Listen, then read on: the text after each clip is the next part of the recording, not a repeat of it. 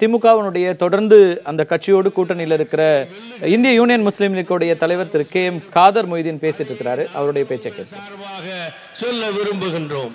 ஆக இந்த தமிழகத்திலே அற்புதமான ஒரு மனிதர், அவரை வர்ணிக்க எனக்கு வார்த்தை கிடையாது.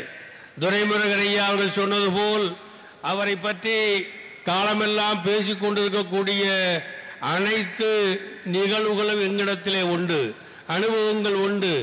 அவரோடு பழகியது, பேசியது, அவர் இட்ட கட்டளை ஏற்றது, அதன்படி நடந்தது, நாட்டிலே ஏற்பட்டிருக்கிற எண்ணற்ற மாற்றங்களை பற்றி எல்லாம் நாங்கள் தொடர்ந்து ஆட்டிக் கொண்டிருக்கக்கூடியவர்கள்.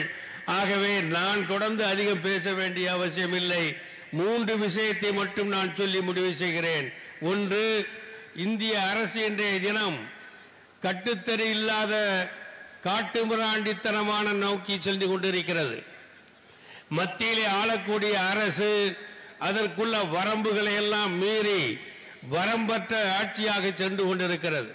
இந்த வரம்புக்கு ஆட்சியை கடிவாளம் போட வேண்டிய கடமை தமிழகத்துக்கு உண்டு.